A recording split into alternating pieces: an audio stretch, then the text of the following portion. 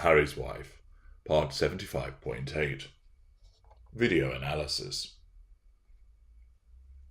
Keen as always to ensure that you receive the best education and information about narcissism, I have analysed and set of further video clips so that you can see Harry's wife in action. There's a diverse range which shows different responses in different occasions, and also showing the reaction of other individuals to Harry's wife. I'm pleased to see in the many comments that you've been making how accessible and insightful you've been finding this aspect of my work. Naturally, I explain to you in terms that you're easily able to understand the way that my kind function and operate. And it's clear that the added examples provided by Harry's wife are giving you even greater clarification. Not only are you enjoying the fact that you are now able to understand precisely why she behaves as she does and what's really going on, it also enables you to then link that to the narcissism that you've experienced in your own private lives, so that you can understand, so that's what a response to wounding is, and okay, that's a challenge, and this is where a facade drops and then comes back again, and the various responses to a threat to control, etc. This is the place where you will find all the answers about narcissism.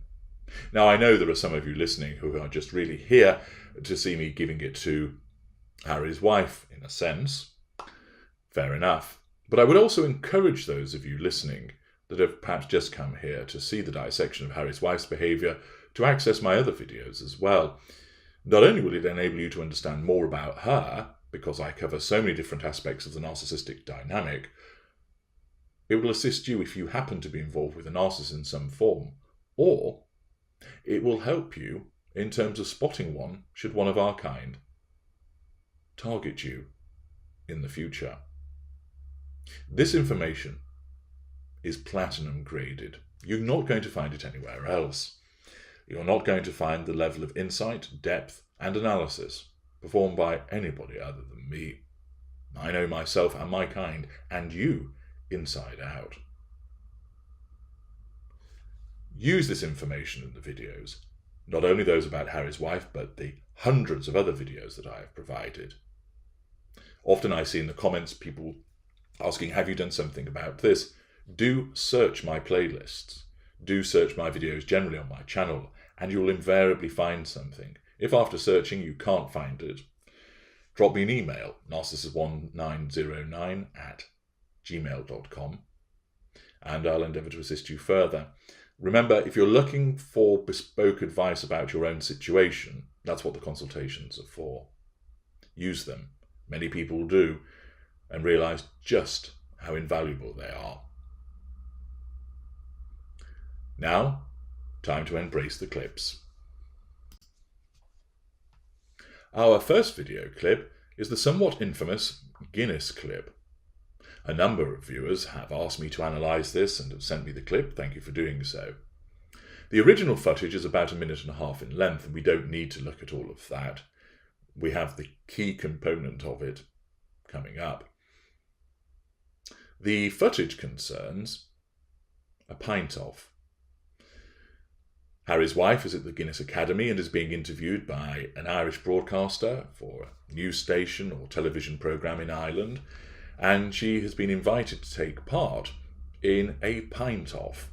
And therefore, the interviewer challenges Harry's wife to pour the perfect pint of Guinness, stating that she feels pretty confident that she'll be able to beat Harry's wife. And the clip that is provided shows it in both normal time and then slowed down and slowed down and slowed down. And I put it in loop so you can see it as it transpires. So at the start, the interviewer says, "I'm going to challenge you."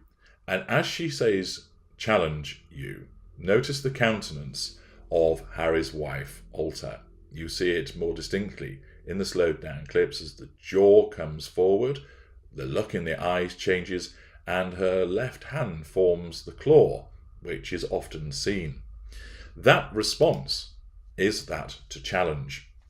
Of course, because the interviewer is talking to her, she's providing her with fuel. Her words, the look on her face, the look in her eyes, her body gesture, all of those things are giving Harry's wife fuel. So that isn't a problem.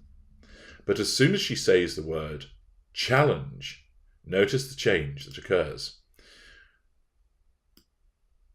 It is distinct. All of a sudden, the jaw comes forward, and as for a moment, a hate-filled look forms in the eyes, and the hand grips into this talon-like claw. What you're seeing there is the response to the challenge fuel. The fuel isn't a problem, but the issuing of a challenge is. As you know, when we're conscious, we must always have control. And therefore saying, I'm going to challenge you, is quite obviously a challenge to the narcissist. And for that microsecond, the facade slips.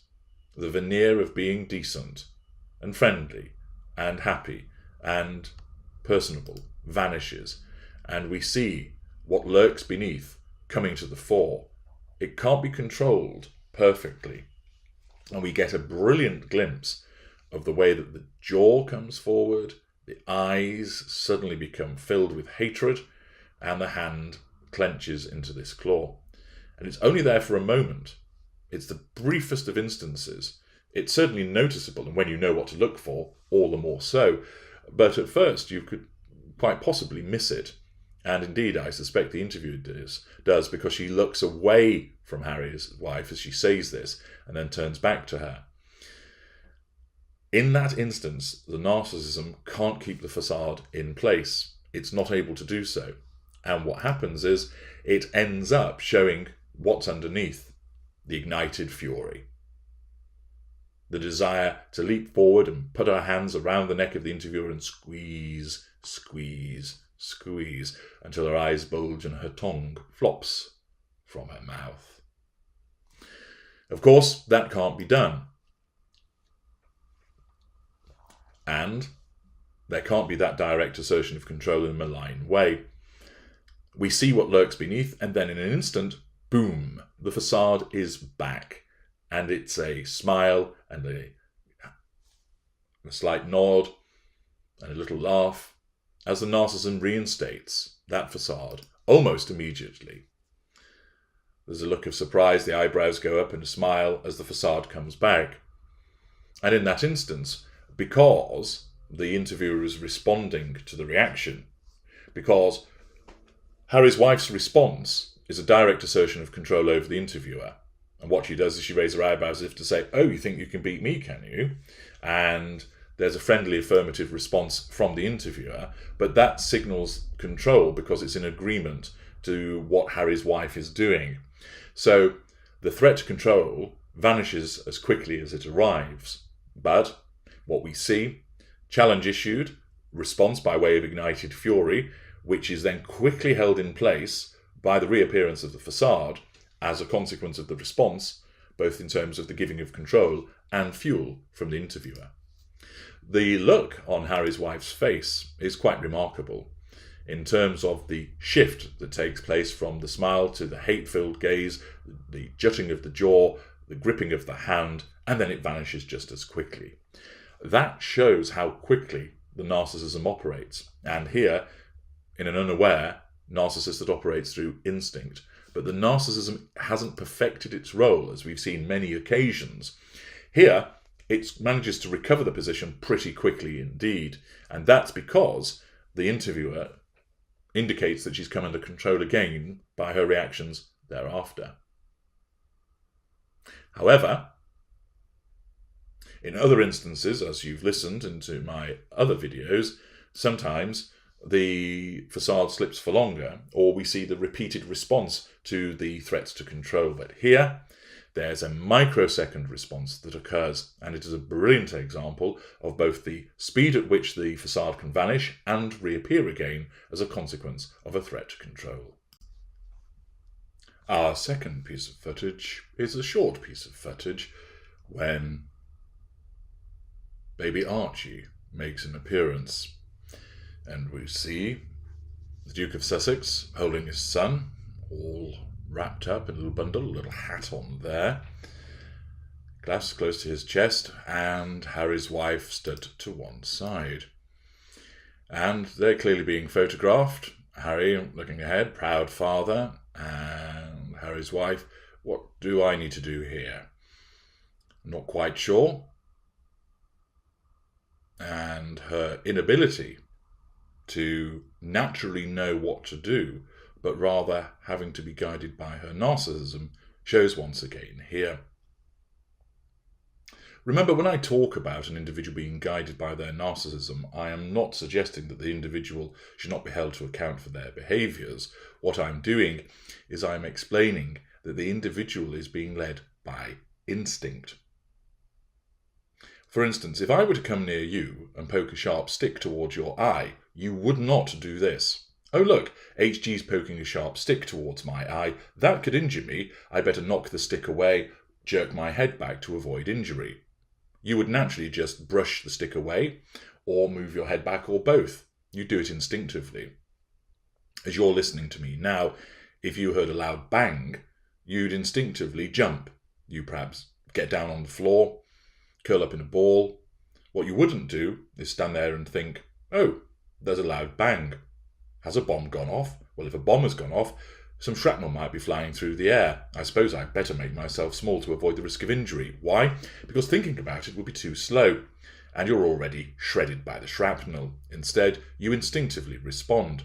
And that's what the narcissism does. It's an instinctive response for the lesser and mid-range narcissist, because they lack the evolved nature of the greater and the ultra to respond in a way which is already established through thought and calculation, because our minds move so much faster. The difficulty, of course, for lesser and mid-range narcissists, and you should listen to my video, The Imitation Game, to understand more about this, is that they will glitch.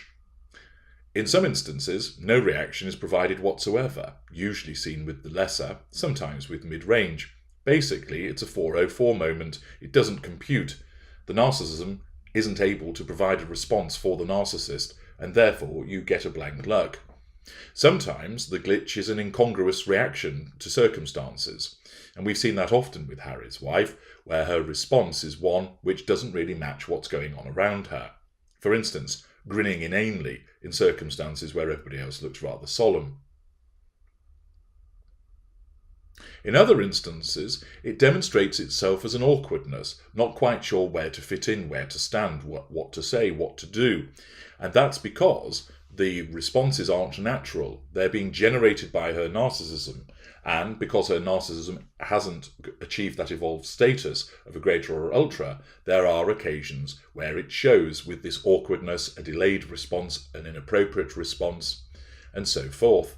And it's important to be able to see that in action. Also understand, when I talk about evolve, I don't mean that she is going to evolve into a greater or an ultra. The evolution of the narcissist occurs during formation, i.e. when we are children between the ages of 0 and 9.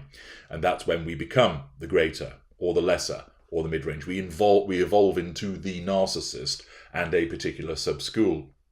Once the narcissist has evolved into that sub-school, that's it. We don't change further. A mid-ranger doesn't become a greater, a lesser doesn't become a mid-ranger, and so forth.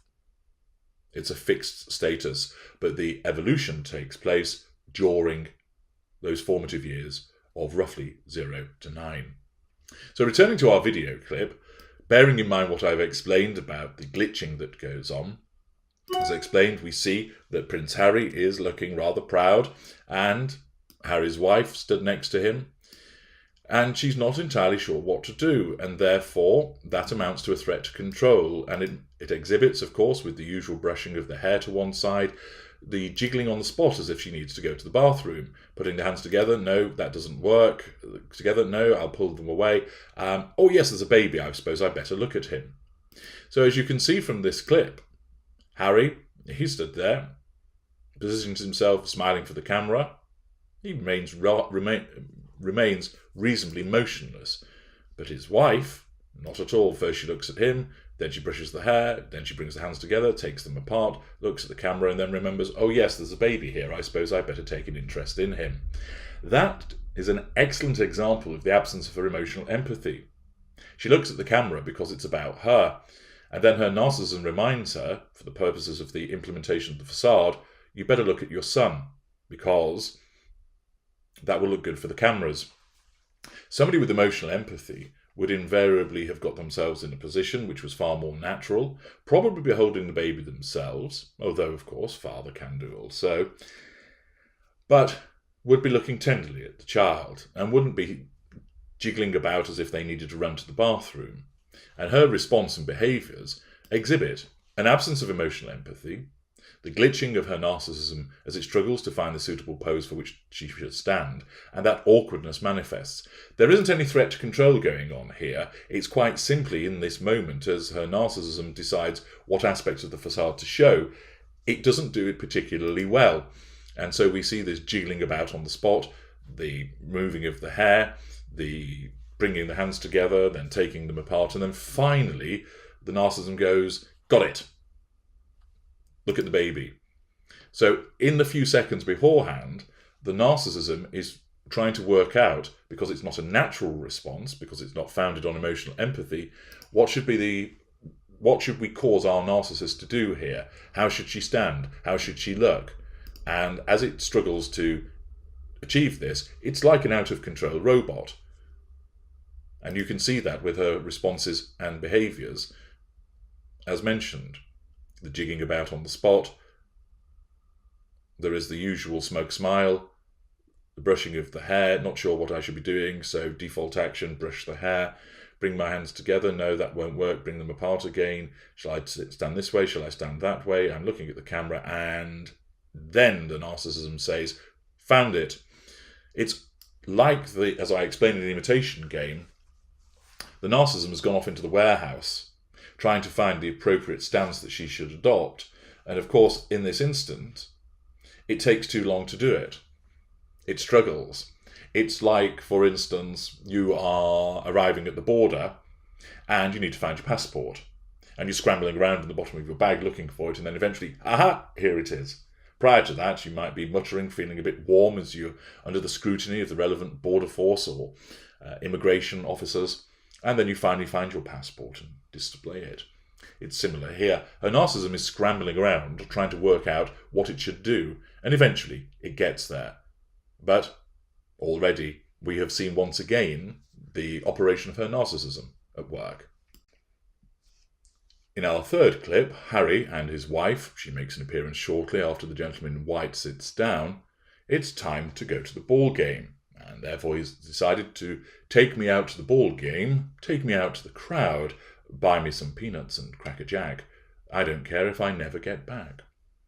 I think the last baseball game I went to was Tampa Bay Rays against Houston Astros. Go Rays. Anyway, leaving that to one side, what's going on in this clip? Well, we see that there's a gentleman in white clapping enthusiastically, Harry looking around, and then we see Harry's wife, and she's saying something.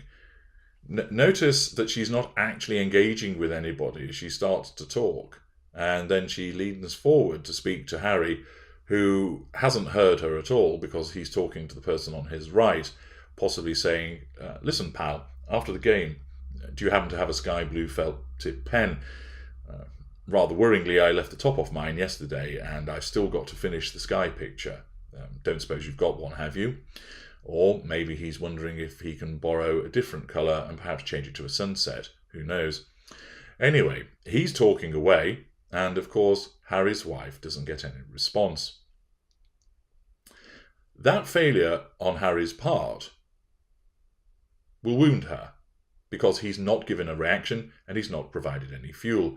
Now, as you'll see, when she comes into view, there's a smile, but it's that fixed look as usual, the fixed grin, and then leaning in to talk to Harry, to say something.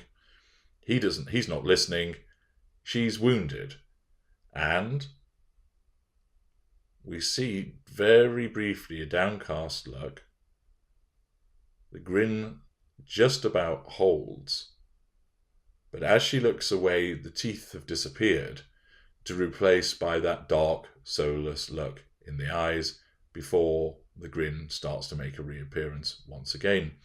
And as we can see in a rerun of it that's slowed down, leaning in, speaking, no response, wounding, grin starts to fade, thoughts of darkness start to make an appearance, and then she looks back. What's happening here? Well, as I've just explained to you, she's wounded. Harry's lack of response provides no fuel and wounds her, makes her feel unimportant, makes her feel as if she doesn't exist, vulnerable. And in the instance, her narcissism has to then assert control over Harry. She could have given him a nudge to cause him to speak, but her narcissism didn't select that. It might be that it perceived that he wouldn't respond even to a dig in the ribs, and therefore she doesn't go down that route. The indirect route isn't available to her. She isn't able to turn to anybody else and say, "Look at Ginger Nuts here, ignoring me. What a twat." Presumably because the narcissism doesn't have a member of the coterie on hand that might well agree with her and perceives too great a risk in trying to speak to somebody else in unfavourable terms about him.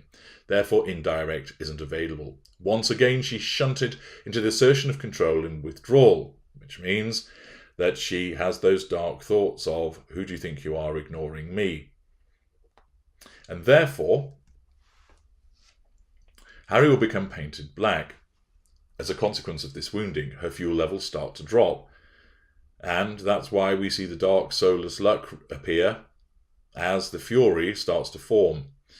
Now, we're not treated to the remainder of the clip as to what actually happened next. All we see is the wounding in action and the response to it, which shows the grin fading and the darkened luck making its appearance. Of course, this is the response, as you know, to wounding. Harry becomes painted black, and he will have been devalued at a later juncture because, in essence, the narcissism will have looked to have got him back, so to speak. Control has been obtained. This has been done by remaining in a position of withdrawal and basically thinking, "You ignorant bastard for not listening to me," or, "All right, I'll tell somebody else what I've got to say," or, "You never listen to me, I'm sick and tired of it." And that, in her own mind, along with the ignited fury, is both the thought and the feeling, which will enable her, in the unconscious, to feel a sense of control. So the threat to control is dealt with. The plummeting fuel levels will no doubt be dealt with also, because she'll have obtained fuel from somebody else around her. She is in a group.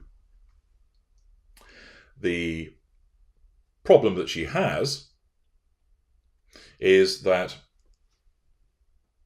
she will need, ultimately, driven by her narcissism, to punish Harry. Now, she doesn't sit and think to herself, "I'll get you later, you ginger bugger." No, not at all. What happens is the narcissism does it for her, and at a later juncture, she will carry out some form of devaluing act. So maybe it's the case that that evening, Harry doesn't get any spicy poontang action. Or, when they get back, she says, "Thanks for ignoring me all afternoon." Exaggeration, because he wasn't. He then has to plead his case.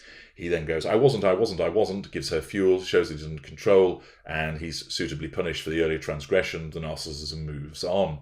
She does not actively think, "I know, I am now going to punish you because you didn't respond to me at the baseball or polo match or whatever it is they happen to be at." And instead, the narcissism does it for her. It causes her to respond in a particular way by staying in withdrawal, to gain that control, to feel a particular way through the ignited fury, to think a particular way about Harry, and then, driven by her narcissism, she will in effect punish him later, but she doesn't realise that's what she's doing. Her narcissism just causes her to believe it's justified as a consequence of some earlier behaviour which isn't suitable. Only the greater and ultra would make a conscious mental note to get somebody at a later juncture. And there we have further analysis of another clip demonstrating the narcissism in action and what's going on below.